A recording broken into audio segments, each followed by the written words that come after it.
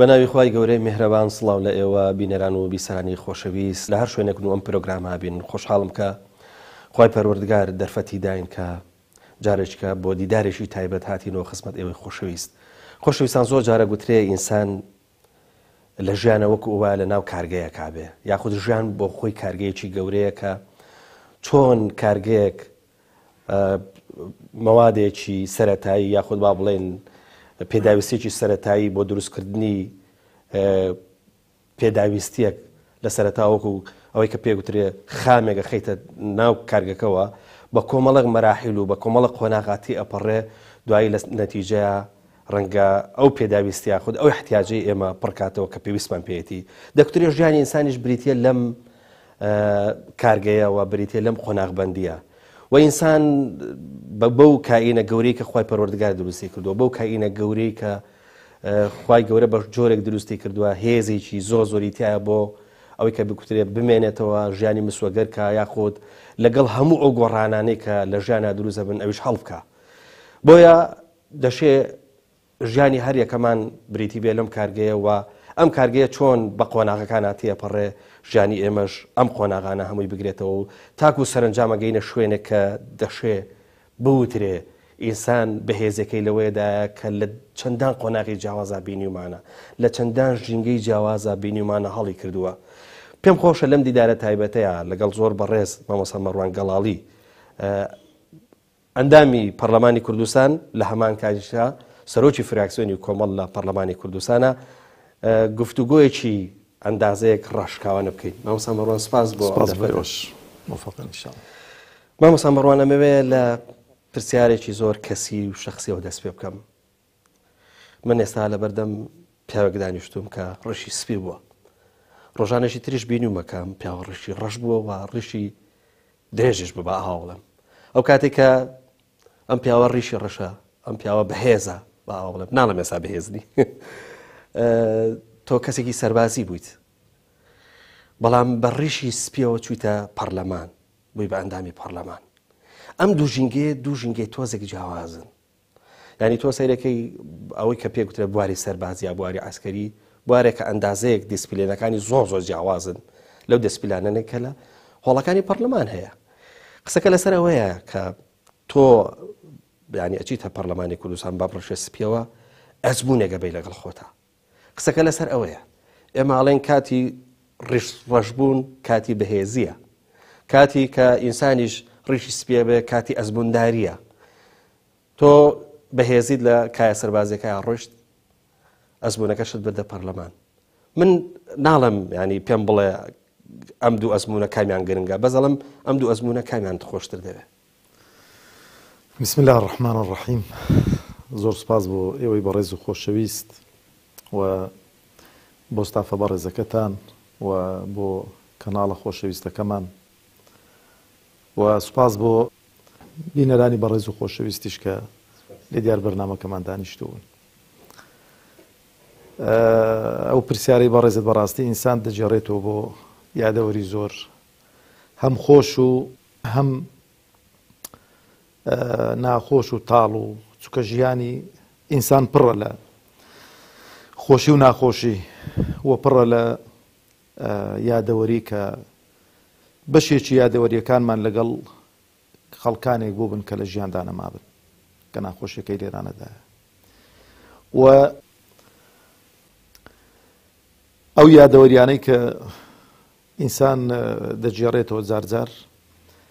خوازیارم کە ببنە قوتابخانە و مەدرسەیەک بۆ هەموو لایەکمان ئەمن وەکو خۆم ئەو تەجروبەیە کە جەنابت باسی دەکەی لە تەمەنی لاویەتی و لە تەمەنی گەنجیەتی و وەکو جەنابت دەڵێ بە ڕیشی ڕەشەوە زۆر لام خۆشەویسترە لە هەموو شتێک وە شانازیشی پێوە دەکەم و قەناعەتیشم وایە ئەو تەجروبەیە و ئەو ژیانە و ئەو خەبات و بەرخودانە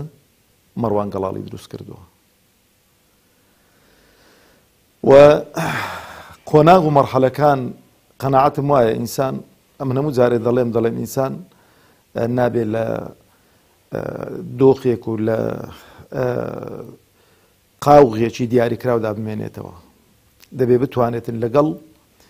دەوروبەر و لەگەڵ بیئەدا بتوانێتن گۆڕانکاری بەسەر خۆی دابێنێ. مەبەستم گۆڕانکاری ئەو گۆڕانکاریانەی کە ڕێپێدراون، ئەنێ ئەو گۆڕانکاری کە خزمەت بە خاک و وڵات و نیشتیمان و بەدین و بە عەقیدە و بیر و باوەڕ دەکەن. ئەوەش من بە فەزڵی خوا و بە جوهدی برایانمان کە ئیستیفادەم لە ژیاندا لە زۆرێک لەو برایانە کردووە و مامۆستام بوون و بە خۆشحاڵیەوە ئەم پێم خۆشە هەم لە مامۆستای گەورە و بەڕێزمان هەزار ڕەحمەتی لێبی مامۆستا مەلا عوسمان و مامۆستا کرێکار مامۆستا عەلی باپیر لەبەرەوە پێشێکە ناوی مامۆستا کرێکاری دێنم چووکە یەکەم کەس کە تەعاڕفم لەگەڵی کردو کە تەجروبەی سەربازیم لەگەڵی بوو لەگەڵ مامۆستا کرێکاری بوو، چونکە ئینسان دەبێ ئەهلی وەفا بێت. ئەوجا لەگەڵ بەڕێز مامۆستا عەلی باپیر کە بەڕاستی سوود و قازانجێکی زۆر زۆرم لێبینیوە و بەڕاستیش مامۆستا عەبدوڵای قەسرێ بۆ من مەدرسەیەک بوو، چونکە پێکەوە پێشمەرگە بووین، یەکەم ڕۆژ پێکەوە چوین. ئەو تەجروبەی کە باسی دەکەی و سوود و قازانجی زۆریشم لێوەرگرت لە شێوازی داوە و بانگەواز و لە سەبر و ئیستیقامە و لەوانە کۆمەڵە برایەکی دیکەشن ئەوەی کە فەزلی بەسەرمنەوەیە دوعای خێری بۆ دەکەم کە بوار نابێتن ناوی هەمانیان بێنم داوای لێبوردنیان لێ دەکەم. زۆر باشە مامۆستا، با من ئەمە بکەمەوە بە پرسیارێک پێچە حەزکەی زیاتر لەسەر ئەمە قسە بکەیت. مامۆستا مەڕوان گەڵاڵی ئێمە ئێستا لەگەڵا دانیشتوین، واتە لە حاڵی حازرە لە ژیانایە، بەڵام زۆرێک لە هاوڕێکانت هەندێکیان لە شاخ شەهید بوون لە کاتی جەنگەکانە، هەندێکیان ئاوارە بوون بە ئاوارەی لە شوێنێکی تر سەریان نایەوە کە نازانین یانی ئێستا ڕەنگە گۆڕیشان نەبێت. هەندێکیش لەوانە ئێستا نەخۆشن، هەندێکیان تەقاعود بوون، سوزانم خانە نشین بوون. ینی تۆ بۆ ئەو ژیانەی ڕابردوو و بۆ ئەو خەڵکە چی ئەڵێیت؟ ینی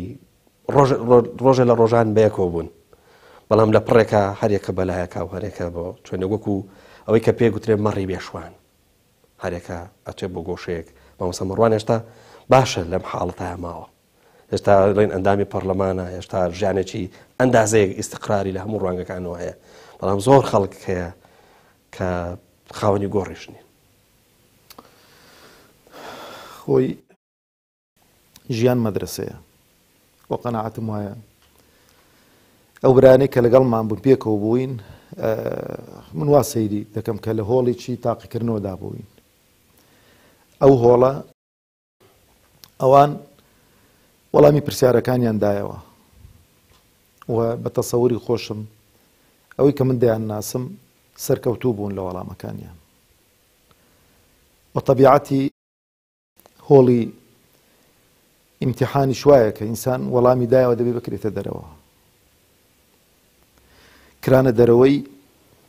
ئەو برایانەمان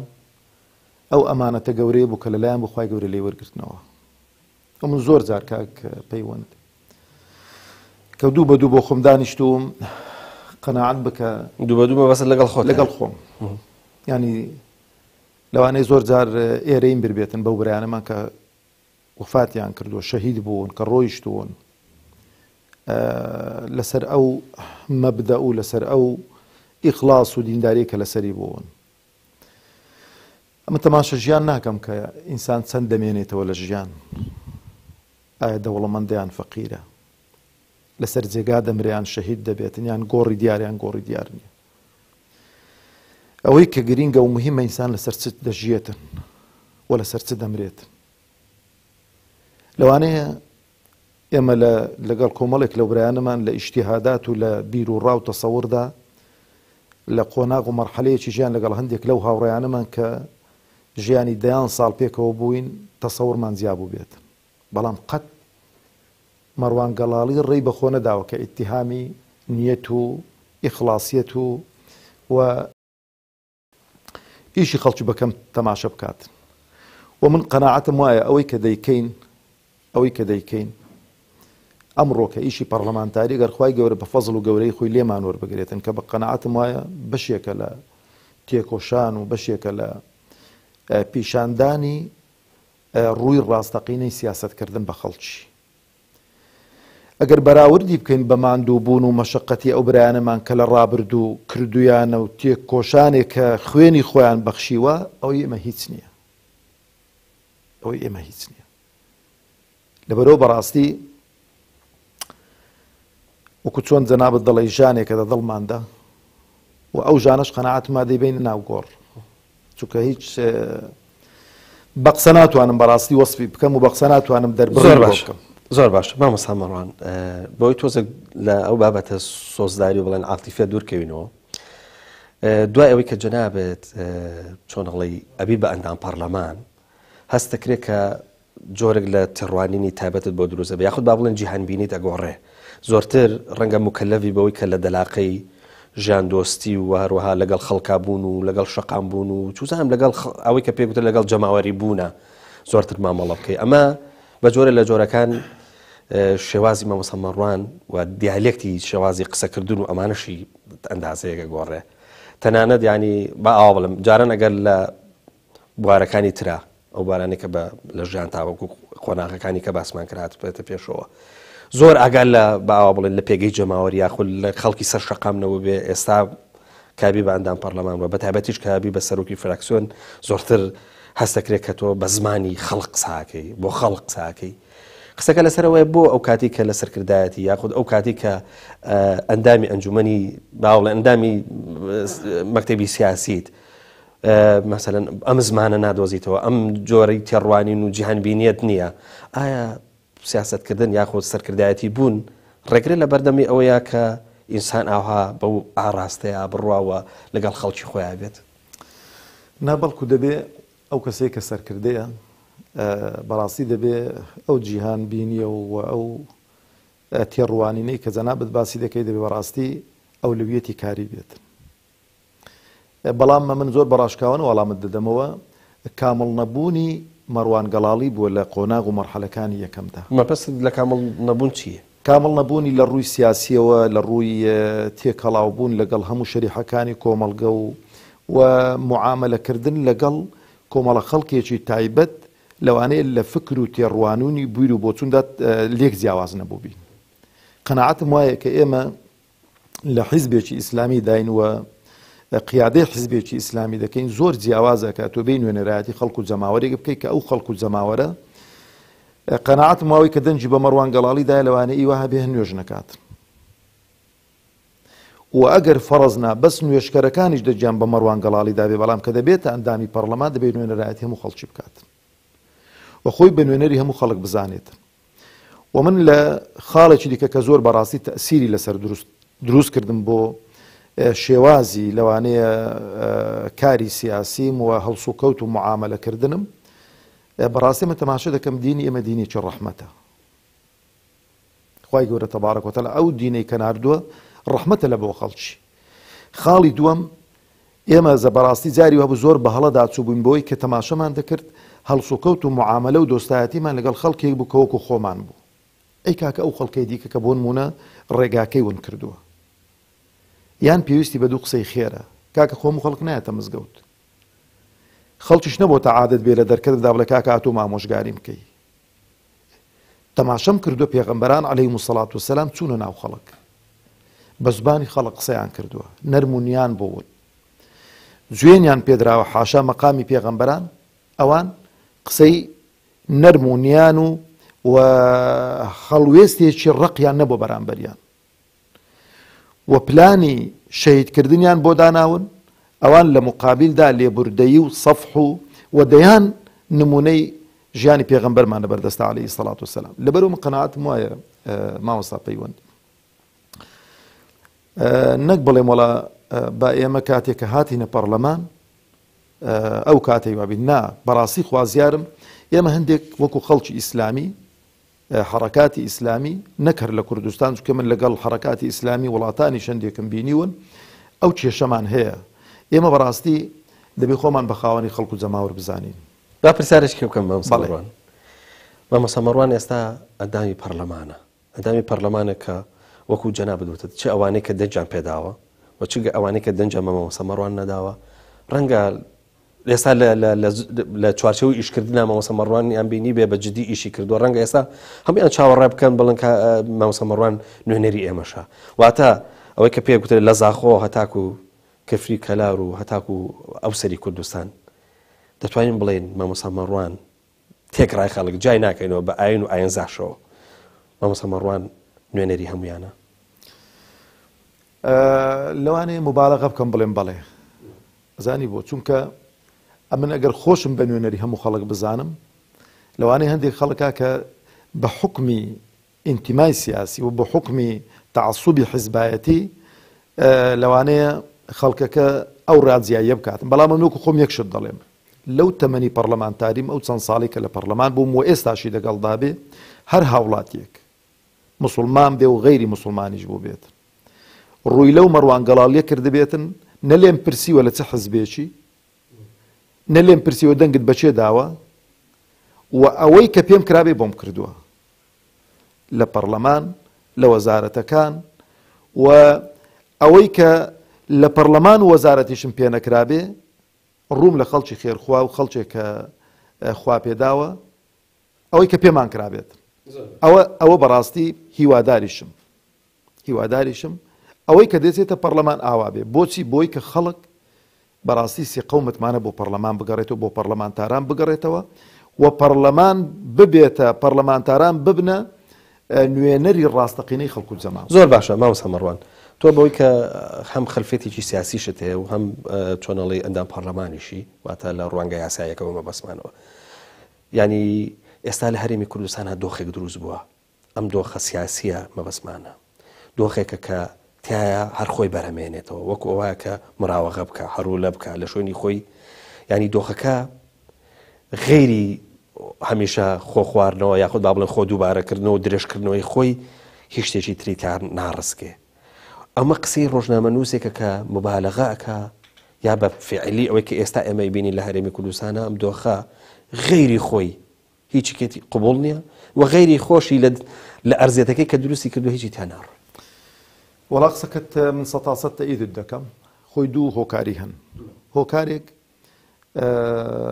خوازیارم سیاسیەکان لێم عادز نەبن چکۆم بەڕاستی زۆر ڕاشکاوانم سیاسیەکانمان جورئەتی گۆڕینی شارع و گۆڕینی سیستەم و گۆڕینی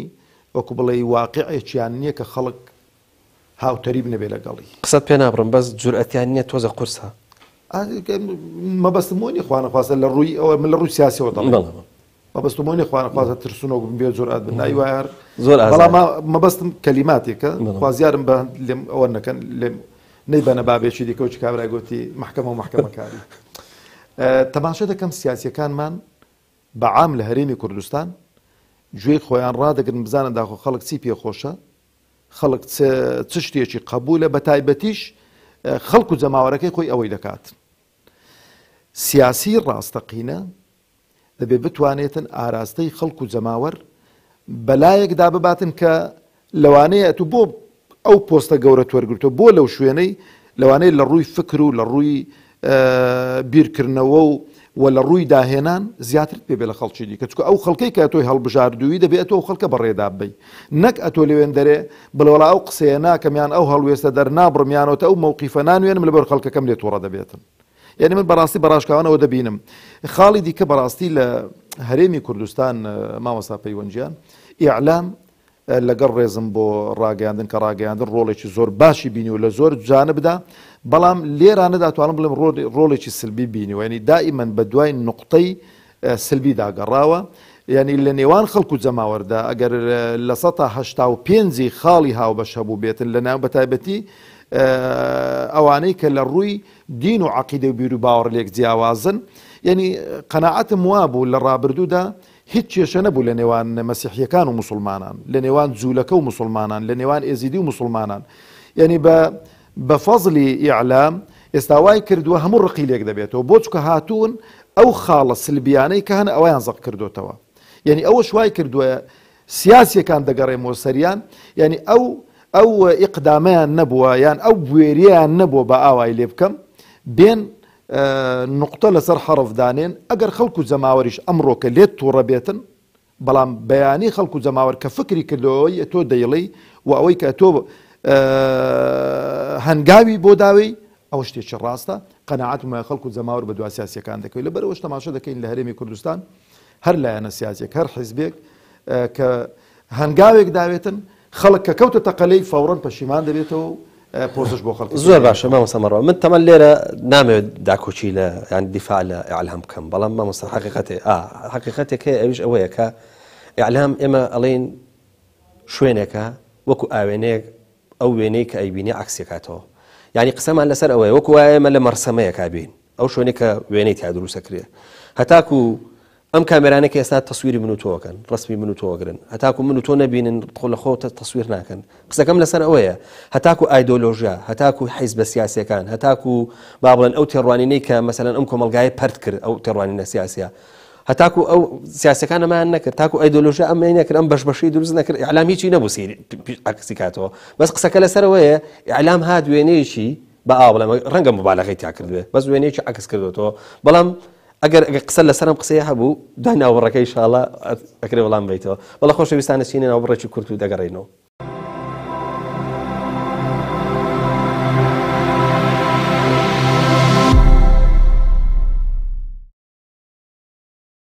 بەڵام خۆشەویستان جارێشکە سڵاو لە ئەوەی خۆشەویست بەردەوامە بین لەگەڵ بەڕێز مامۆستا مەڕوان گەڵاڵی مامۆستا مەڕوان باوەڕ ناکەم تاقیبێکت هەبێت لەسەر تاقیبی کۆکەم زۆر درێژەی پێ نادەم ئێستا و کامیرانی کە جەنابەت باست کرد بالفعل وایە بەڵام تەماشا دەکەی کاتێک کە دەیوێ کارکتەرێک پیشان بداتن ئەگەر عیب و عارێکی پێ دەڵێ دەڵێکاکەەوە عیب و عارەت لا دەبووی کە جوان دەرکەوی من مەبەستمەوە نیە ئیشی ئیعلامی ئیعلام وەکو گوتم قۆناغ و مەرحەلەی باشی بڕیون و خزمەتی زۆری کردووە بەس دەیتوانی زیاتر کار لەسەر خاڵە لێکچووەکان بکاتن خاڵە هاوبەشەکان بکاتن و لە پشت کامیراکانەوە ئەو خاڵە سلبیانەی کە هەنە لەگەڵ سیاسیەکان و لەگەڵ خەڵکو جەماوەر چابکرابان زۆر باش مامۆستا مەڕوان هیچکە لەو گرفتانەی کە باسەکرێ جەنابێشت ئیشارەت بە دوو خاڵ کرد لە ڕابردووە کە سیاست بۆ ئەم دۆخەی دروست کردووە ئەم دۆخە بۆ ئەمێنێتەوە بەم شێوەیە هەست ناکەی کە سیاست تا ئەم لەحزێش لە کۆمەلگای ئێمەیە ئەوەندەی لەسەر عاتیفە ئیشەکات عاتیفە مەبەستمان شتێکی خراپ نییە ینی ئەوەنەی کە لەسەر عاتیفە و سۆزداری و گردانی مەسەلەن جەماوەر ئیشەکە ئەوەندە لەسەر عەقلانەتی سیاسی بە مانازانستێکی ئیشی نەکردووە ئەمەش کاردانەوەکەی ئەوەیە کە ئێمە سا ڕخنە لە ئیعلامەگرین ڕخنە ڕەنگە ڕۆژە لە ڕۆژان لە جەماوەریش بگرین بۆ لەبەر چی لەبەرەوەی ئەم دۆخی کە دروست بووە واتە سیاست هاتووە لەسەر ئەمە ئیشی کردووە ئەو مەیدانسازی نەکردووە بۆ عەقلانەتی سیاسی و زانستی سیاسی بێتە پێشەوە واروەها کۆمەڵێک پرەنسیپ و واتە یاسای زانستیمان باتێ کە لە بواری سیاستکردنا پیان بکوترێ ئەمانە مەبدەئی سیاسین واتە لە هەرێمی کوردستان ئەگەر بۆ مەبدەئی سیاسی بگەڕێ بە ڕای جەنابەت مەبدەئی سیاسی دەسەکەوێت ئەوەندەی کە عاتیفە سیاسی دەسەکەوێت خۆی قەزیەکە لە عاتیفەش توانم بڵێم ئەگەر تۆزێکی خاتریان بگرین دەڵێن عاتیفەی سیاسیە دەنا لە عاتیفەی سیاسی بەولاوەترە بۆ چونکە ئەولەویەتی کارکردنیان دانەناوە پیاوی سیاسی دەبێ ئەولەویەتی سیاسی دانێ بۆ کاری خۆی دەوڵەتداری و سیاستکردن بەبێ بەرنامەیەکی تۆکمە ناکرێتن چۆن نان خواردنمان لە بیر ناچێ ئەو خواردنەماوە لە بیر ناچێ دەبێ ئاوە ئەو بەرنامەی نووسراوت لەبەر دەست بێ ئەو خاڵانەی کە ئەولەویەت و کە تەسەلسولت بۆ داناون و دەبێ بزانێ هەتا خاڵی یەکەم جێبەجێنەکەی نەچی بۆ خاڵی دووەم یعنی من هەروەکو بەرچاوڕوونیەک بۆ بەڕێزت ئێمە لە متمانەدانمان بە کابینەی هەشت لە پەرلەمانی کوردستان هەر کەسێکی گوێبیستی کارنامەی کابینەی هەشت بێتن هەموو کەس دەستخۆشی لێ دەکاتن کارنامەیەکی زۆر تۆکمە زۆر ڕێک و پێک یعنی نقطەیان لەسەر حرفدا نابوو ئەو کارنامەیە نەک بە 4 ساڵان ئەگەر بە 8 ساڵان جێبەجێ بکرێت لە هەرێمی کوردستان هاوڵاتیەک لەو هەرێمی کوردستانە گلەیی نامێنێتن بەڵام وەرە بڕۆ ئەو کارنامەیە بێنە بەڕێز سەرۆکی حکومەت بانکە وەزیرە بەڕێزەکان بانکە چەندیان لەو کارنامەیە جێبەجێ کردووە لەبەرەوە قەناعەتم وایە لە هەرێمی کوردستان مامۆستا پەیوەند قەزیەکە بە شەخصە نەکراوە و بەشێک لە حیزبەکان کە دروست کراون بۆ شەخص دروست کراون و ئەو مانەوەشیان ینی لە بەرژەوەندی خۆیاندا ینی بە کورت و کرمانجی ینی کاتێکە تۆ دەی خزمەتی وڵاتێک دەکەی خزمەتی نیشتیمانێک دەکەی دەبێ خۆت قەرزدار بی خۆت دەرۆزەکەر بی خۆت نەدار بی هاوڵاتیانت تێر بن هاوڵاتیانت دەرۆزەکەر نەبن هاوڵاتیانت خۆشگوزەران بن ئەتۆ ئیسراحەت لە خۆت هەڵبگری بۆ ئیسراحەتی هاوڵاتیان بەڵام بە پێچەوانە و لە هەرێمی کوردستان دەبینی تەماشا دەکەی لەو شێوازی سیاسەتکردن و حکومڕانیە کە لە هەرێمی کوردستاندا هەیە کۆمەڵە خەڵکێک پڕ بوون کۆمەڵە خەڵکێک کێرفی مالیان بەرز بۆتەوە لەسەر حیسابی چێ لەسەر حیسابی هاوڵاتیان و لەبەرەوەش بەڕاستی هەتاوەکو ئاوا بێتن قەنەعەتم وانە نە ئەو هاوڵاتیانە خێر و خۆشی لە خۆ دەبینن لە سایەی سیاسەتکردنی ئەو جۆرە کەسانە و ئەو جۆرە کەسانش قەنەعەتم وایە کە مرتاح نابن لەبەرەوەش تەماشەکە ینی ڕۆژانە دەبینین یعنی ئەگەر نەڵێم ینی دێتە بەرچاومان لە مستەوای زۆر بەرز ئیوا هەیە کە دەست لە کار دەکێشێتەوە شتیوا باز دەکاتن کە لە ناو حیزبەکەی کاکە لە بەرەوەی ئاوا بۆ ئەی کاکە تا دوێنێ خۆ ئەو شتێک کە دروست بووە کە ئەو شتێک کە دروست بووە لە ناو ئەو لایەنە سیاسیانە خۆ بە ڕۆژێک دروست نابێت بە لەحزەیەک دروست نابێت چ شتێک ئەتۆی هێشبیوە غەیری بەرژەوەندی شخصی خۆت و لەوانەیە ئەو بەرژەوەندی شخصیانەت کە لە ناو ئەو لایەنە سیاسیە کە بۆ خۆت دەستەبەر کردووە کە تۆزێک خەلەلیان تێدەکەوێتن ئەوجا کابرا هاواری لێ هەڵدەستێ لەبەرم قەنەعەتم وایە سیاسەتکردن دەبێت پێدا بچینەوە و دەبێت بەڕاستی وەکو بڵێ فۆرماتێکی جوان بکرێتن و دەبێت سیاسەتکردنمان لە بۆ بەرژەوەندی خەڵکو جەماوەر بێتن و دەبێ وابین کە ئێمە لایەنە سیاسیەکان بۆ نمونە لە کۆنگرەی خۆیان بە ئیسلامی و غەیری ئیسلامی یەکێک لە خاڵەکانیان کە تاکو ئێستانەکە من نەمبینیوە ئەم بۆ خۆم نەمبینیوە بین بڵێن کاکە گیان ئێمە لەو چەند ساڵەی کە حیزبین توانیومانە لە چەند بواردا خزمەت بە هاوڵاتیان و هاونیشتمانیانی خۆمان بکەین تا چەند ئەو هاوڵاتیان و نیشتمان تەعەسوبی حیزبەکەی لێگەڕێ کار حیزبێک کۆمەڵە خەڵکێکی بۆ یەکلا بۆتەوە و حەق بڵێ حەق نەڵێ پیاوێکی سادق و ڕازگۆ بێ پیاوێکی فاسد و گەندەڵ بێتن چەپڵی هەر بۆ لێ دەدات ئەوە بەڕاستی حاڵەتێکی نەخۆشیە خوازیارم هاوڵاتیان تووشی ئەو نەخۆشیە نەبن یعنی ئەوە لێرانە دەڵێم یاڵی خوازیارم هاوڵاتیانمان ئەمیش لەگەڵەوانە میش هەر هاوڵاتی بڵێن نەڵێن تووشە و نەخۆشە نەبن بڵێ بە دوای چارەسەرەکان من دەڵێن قیامەتی خۆیان بە دنیای خەڵکی نەگۆڕنەوە زۆر باشە مامۆستا مەڕوان نامەوێت درێژە بەم خاڵە بدەینە بەس ئەگەر وا بێ بە پێ ئەم چڕوانێنەی تۆ بێ کە وازەح دیارە ینی هێشتا ئەوەی کە پێگوترێت ستراکچەری سیاستکردن ئەوەی کە پێگوترێت بنەمای سیاستکردن لە هەرێمی کوردستانە هێشتا بوونی نییە چونکە سیاست لە هەرە ماناسادەکەی بریتە لە ڕێخستنی کۆمەڵک جیاوازی ئێستا لەم شارەیە کۆمەڵک خەڵکی جیاوازەژی ئیشی سیاستکردن ئەوەیە تێگەشتی سیاست بەمانە هەڵبەت بەمانە قوڵەکەی کە ڕەنگە پۆلیسێکی سەرجادەش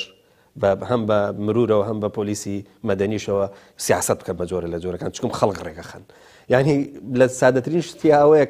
کە کۆمەلگا ڕێک بخە بەس ئێمە هێزە سیاسەکانی ئەمە نەک کۆمەلگا ڕێک ناخەن هەرێکان پارچەیەکیان بردووە بۆ خۆیان ئەو پارچەشان کۆپی یەکتری کردوەوە کەواتە هیچ هونەرێک لە ڕێخستنی ئەم خەڵکیان نییە کە ئێستا ئەوان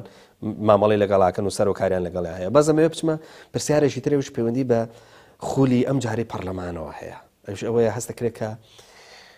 پەرلەمانی ئەم جارە خود با بڵێن ئەم خولە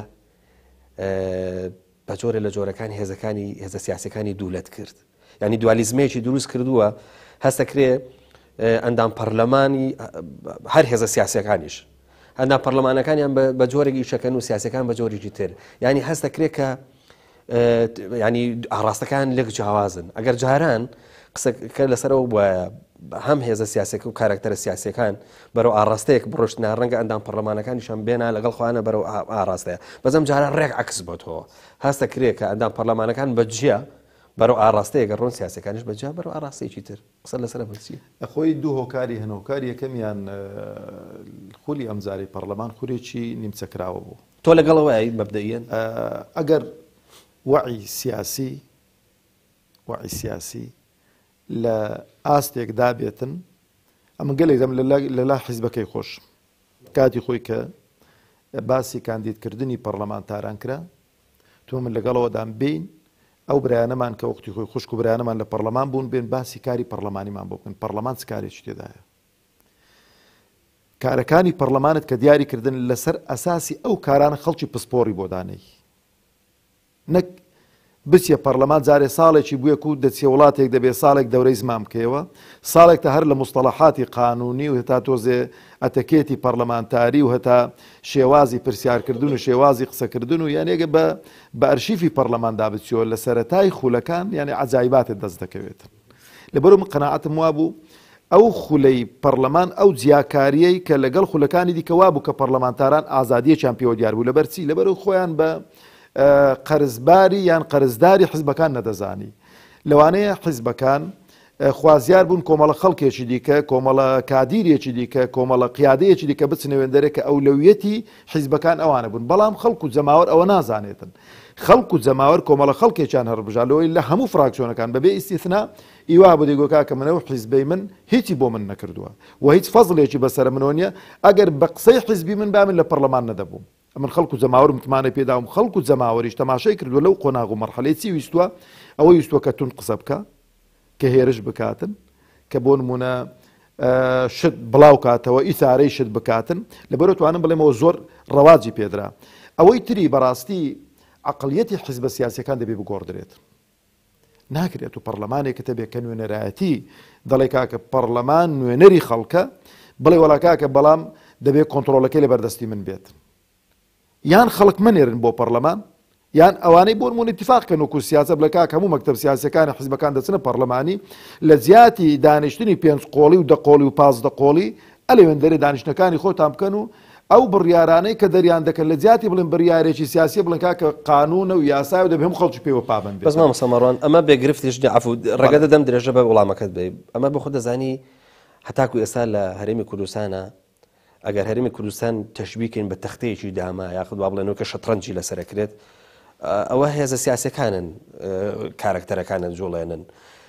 بۆیە ناکرێ ئێمە هەموو ئیرادەیەک دەسلیم بە با بڵێن بە پەرلەمان و بە ئەندامانی پەرلەمان بکەین مەبەسم ئیرادەی سیاسی مەبەسم یەکشتە بۆ خۆ دەزانی ئەو دانیشتێکەوە کردان کە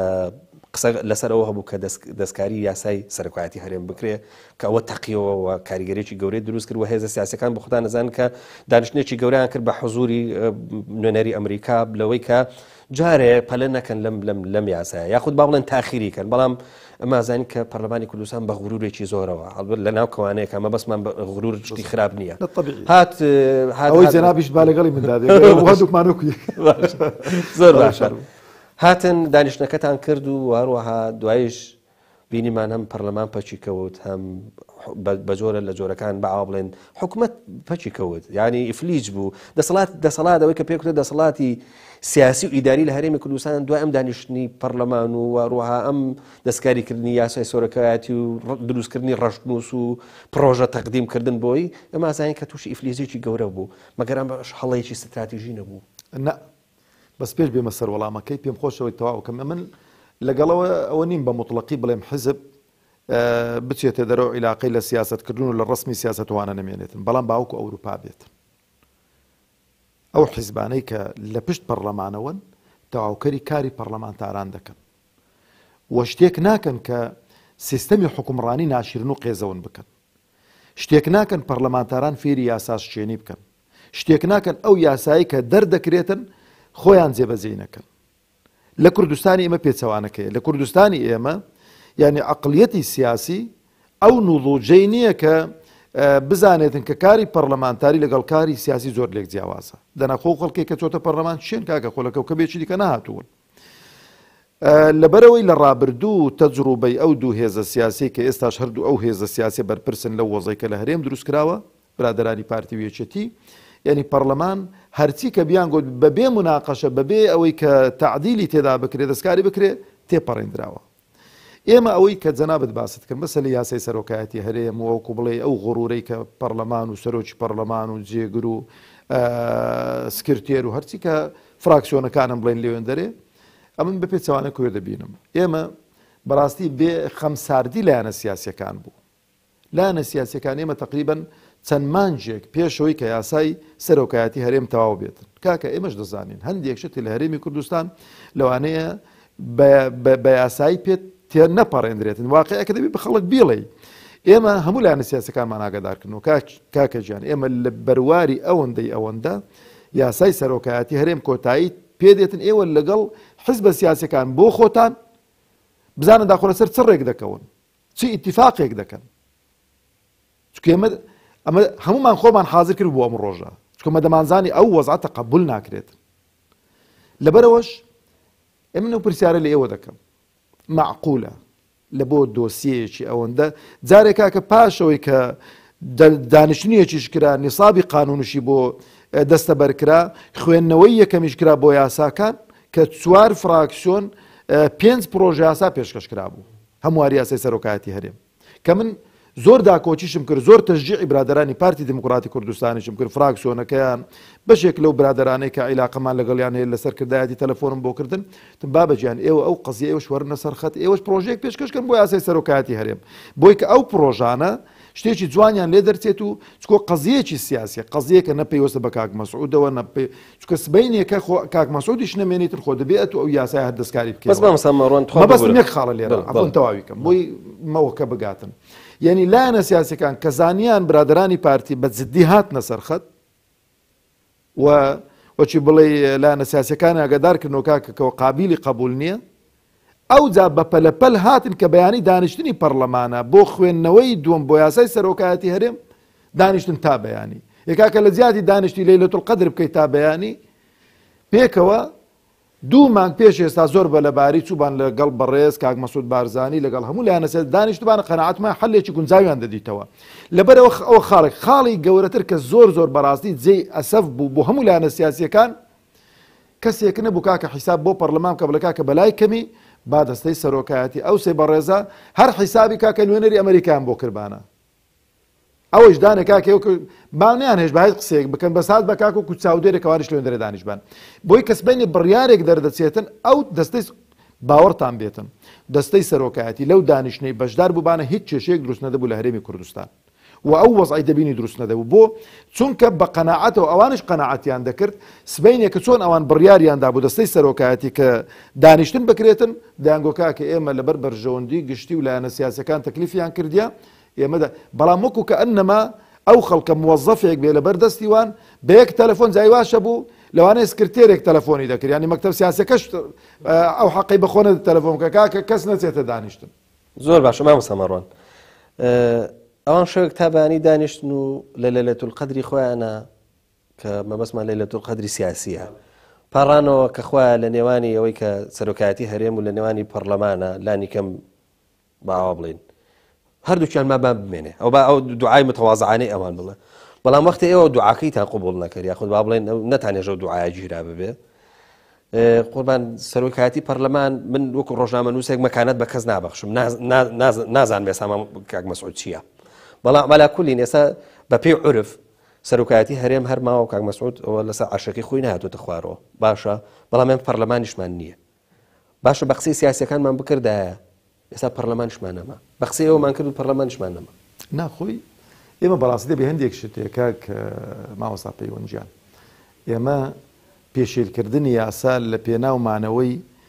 کۆمەڵە خەڵکێک و لە پێناومانەوەی پەرلەمان و پەرلەمانتاران بەڕاستی دەبێ ئێمە ئەوە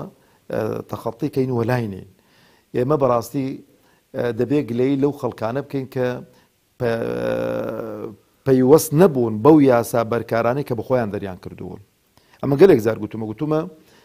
پێش هەموو کەسێکی برادرانی پارتی دموکراتی کوردستان دەبێت گلەی لە فراکسیۆنەکەی ڕابردووی خۆیان و لە فراکسیۆنەکەی برادرانی یەکێتی بکەن کە 2 ساڵیان بۆ کاک مەسعود بارزانی درێژ کردەوە لە خودی یاساکە کاکەت و کە لە پەرلەمان دانیشتی و پەرلەمان یعنی معاملەکردنە لەگەڵ ئەوراق لەگەڵ یاساکان ئەو یاسایە بە ئێمە دەڵێ لەبەر دەستی هەموو لایەکمانە خوێن دەوارین دەڵێ بەڕێز کاک مەسعود بارزانی 2 ساڵی بۆ درێژکرایەوە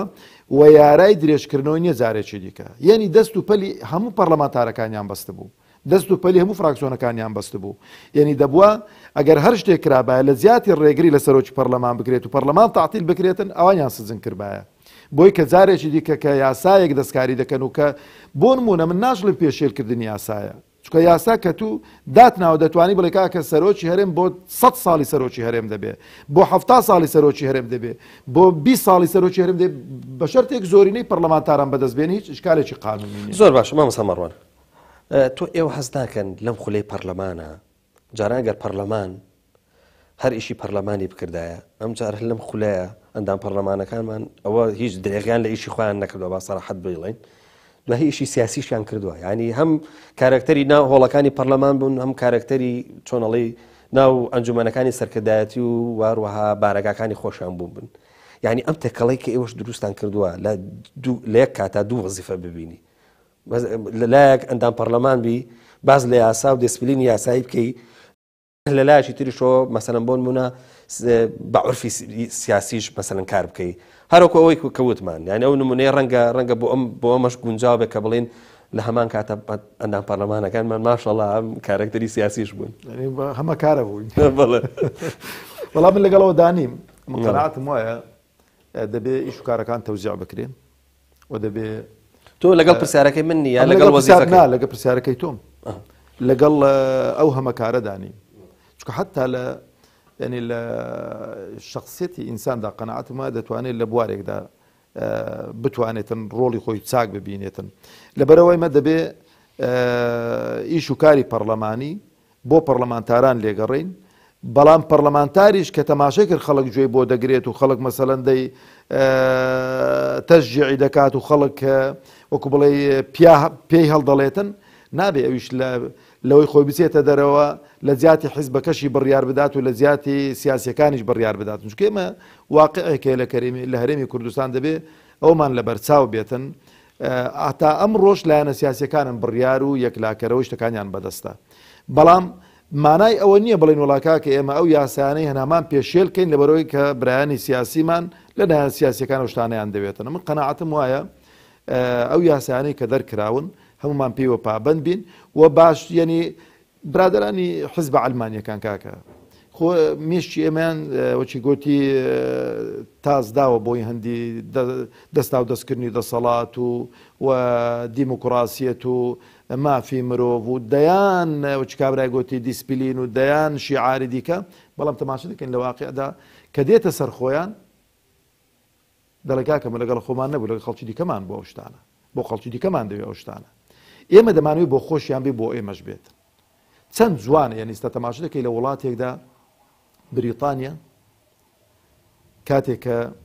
ڕاپرسی دەکرێتن بۆی کە ئایا لەگەڵ ئیتیحادی ئەوروپی بمێننەوە یان نەمێننەوە ڕئیس وەزەرای ئەو وڵاتە سەرۆکی حکومەتی ئەو وڵاتە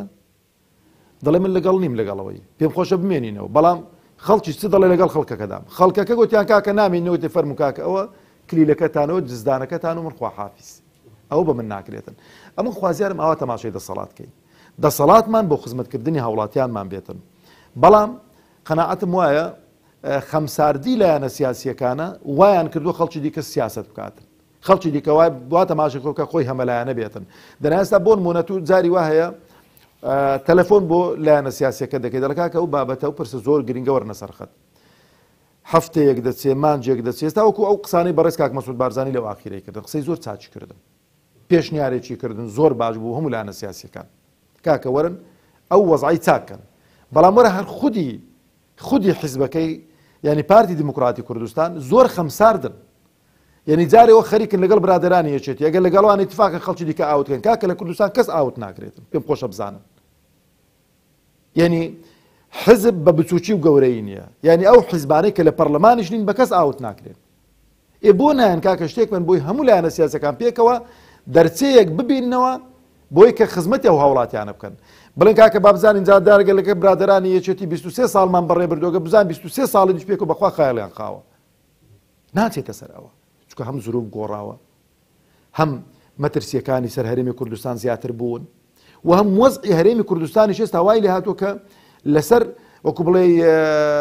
بەلەمێک بێتن لەسەر ڕووبارێک بێتن لە چوار لاوە شەپۆل لێدات و زریانێک هەڵی کرده بێتن لە زیاتی وی کاکە ئەتو فکرکەوە فلان و فیساری ئاوتکەم وەرە کاکە ئەو پێشنیارانەی بەڕێز کاک مەسعود بارزانی کەشتی زۆر جوان بوون وەرە کاکە و پێشنیارانە جێ بچێت بەزمان سەمەڕوان تۆ باس لەوە کرد کە کوتت هیچ هێزێک لە هەرێمی کوردستانە ئاوت ناکرێت تاوان هێزە سیاسەکانی ئێمە خۆ هەڵ ناگرێت هێزە کە ئەمە هێزە جوزان بارزەکە گەر دروست بە پیان بڵێن هێزە گەورەکان تەجروبەیەکی زۆر گەورەیان هەیە لە ئاوتکردنە و ئێمە بیریشمان نەچێ ینی ئەوە بۆ زیاتر لە 8 ساڵ تا 10 ساڵە چێ ئەوەندەی کە باز لە 5 هێزی سەرەکیە کرێ 5 هێز لایانی سەرەکی کە هەم سیاسەتی هەرێمی کوردستان هەم دەسەڵاتی سیاسی پێکەێنن هەم عرفی سیاسی دروستەکەم هەم ئەو مامەڵەیەکە یعنی کوردستان ئەوان بەڕێوە بن بە جۆرە لە جۆرەکان هەم لە ڕووی ئیداری و بواری حکومی ئەوانە هەم لە ڕووی عرفی سیاسیەکەشەوە ئەی مەگەر چەند ساڵە جگە لەم 5 هێزەکانی تر ئاوت نەکراون هێز بچووک ئەمن ئاوتکردنەکە بۆمانە دەڵێ بۆ کوردواری خۆمان دەڵێ سەرینێکی لەسەر دەویدانێ و دیخنچێنیتن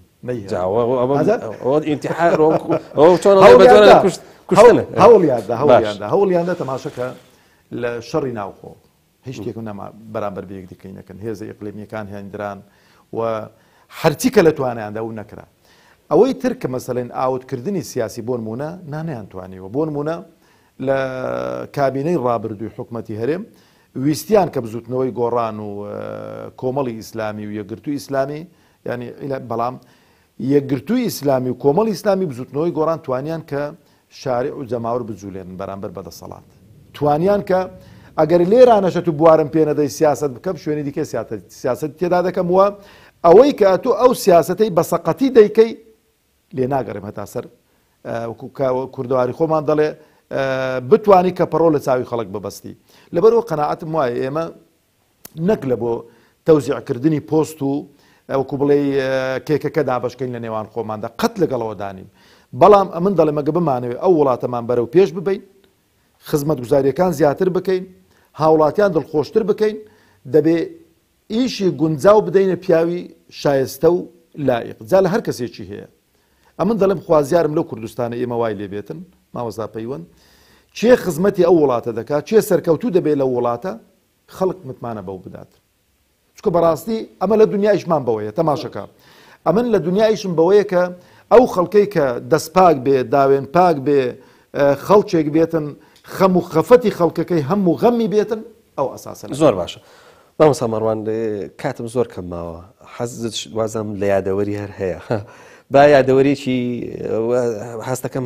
خەریکە پەرلەمانی کوردستانیش بۆ ئێوە بێ بە یادەوەری تۆ ڕۆژانێک بەهانیان هەڵستایت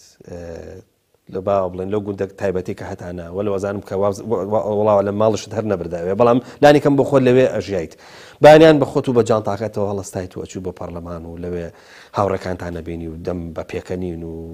گفتوگۆکردن لە دەرەوەی هۆڵی پەرلەمان و دوایی لە ناو پەرلەمانە گفتوگۆی یاسا و یاسا دەرکردن و یعنی بۆ خۆی ئەمەش جۆرێک لە ئیشکردن و مامەڵەکردن و هەروەها ئێوە بە خۆتان لەگەڵ یا چۆنەڵی ماوەیەک هەڵتان کردووە بوو بە بەشێک لە ژیانتانە تەنان لە قەریەکەی خۆتانە ڕەنگە ڕۆژە لە ڕۆژان جەنابەت پێشنێژیت کرد بێت لە مزگەوتەکە و ئاوڕە دابێتەوە سەلامت دابێتەوە سەیرەکەی لە فراکسیۆنەکانی تری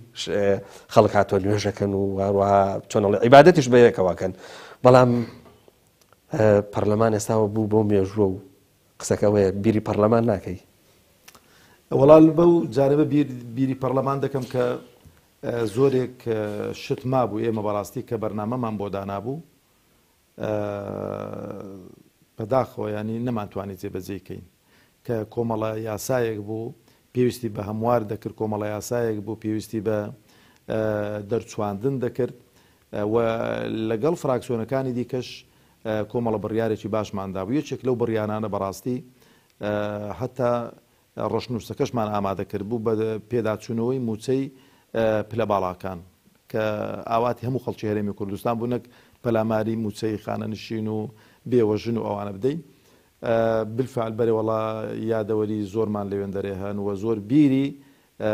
برادەرانمان دەکەین و من یەک خەڵ پێم خۆشە ئیشارە پێ بکەم یعنی خەڵکێک ئەمڕۆکە لە سەرجەم فراکسیۆنەکاندان تەماشەم دەکرد کە مانجی ڕەمەزان دەهات توانم بڵێم زۆرینەی ڕەهای ئەو خەڵکەی بە ڕۆژوو بوو و دەمبەزە کرد بوو و نوێژی دەکردن بەڵام لەوانەیە تێڕوانی نیوی بۆ دینداری موسڵمانیەتی بە نەوعێک بوو بێتن بەڵام کاتێک کە ئێمە پێکەوە بووین لەوانەیە هەم ئەوان سوود و قازانجیان لەمە کردبێ ئەوانیش ئەمە سوود و قازانجمان لەوان کرد بێ شتێکی خۆشیشت بۆ بجێڕمەوە کە چوینە پەرلەمان یەکەم ڕۆژ برادران بۆیان جێڕامەوە لە فراکسیۆنەکانی دیگوتی کە هات نەژوورۆ چاومان و ئێوە کردوتمان خوایە دەبێ ئەو 4 ساڵە چۆن لەگەڵەوانە چۆن لەگەڵەوانە تەحملکەین دوای کەی ئەو قسەیان بۆ جێڕام و پاشەوەی کە قسەمان لەگەڵکردن کاکە خۆی مەش بەخوا دەزانین پێ بکەنین و قسەی خۆشمان لایە و کوڕە کاکە ئێمە ئەگەر ئێوە هەر قسەی خۆشی دنیای تەمە قسەی خۆشی قیامەتیشتان بۆ دەکەین و جایمە دڵسۆزی ئێوەین و یعنی ئەو هەتا پێم خۆش نییە ناوی بدەم یەکێک لە ئەندامانی فراکسیۆنی کە مەسیحیە ڕۆژێک بە منی گوت کۆمەڵە برادێکی ڕاوەستا بوون پاشەوەی کە تەماشای دەکرێمە کە چ ڕێزێکیان لێ دەنین و بە چاوی سووکەوە تەماشایان ناکەین و حورمەتیان دەگرین گوتی فلان کەس گوتم بەڵێ گوتی وەڵڵا ئەوەی کە ئێستا دەتان ناسین ئەگەر لە هەڵبژارنەکەی بمان ناسی بارن دەگمان بێ ئێوە دەدا بەڕاستی شاهیدێکی گەورە بوو بۆمان وە شانازیشی پێوە دەکەین و خوازیاریشم ئەو مجتەماع و کۆمەڵگەی ئێمە بتوانین تەواوکەری یەکتر بین و بتوانین عیب و عارەکانی یەکدیکە چاککەین و بتوانین ئەو خێر و خۆشەی کە ئەمن تێیدا دەژیم بتوانم بە خەڵکی دیکەشی بدەم و ئەو خەڵکەش کە لە چ خێر و خۆشیێکدا دەژی بتوانێت بە میشی بدات. زۆر باشە. کات لەگەڵ تا بەش ناکە گفتوگۆکە خۆش بوو بەڵام بڵێن چی کاتێک هەرەوە نەبوو. سوپاس بۆ بەڕێز مامۆستا مەڕوان گەڵاڵی سەرۆکی فراکسیۆنی کۆمەڵ لە پەرلەمانی کوردستان. سوپاس بۆی بەڕێز و خۆشەویستی. بەڵە خۆشەویستان بەم شێوەیە گەشتینە کۆتایی ئەم دیدارە تایبەتە تاکو و دیدارێکی دیکە هەمووتان بەخوای گەورە هەسپێرین خواتان لەگەڵ.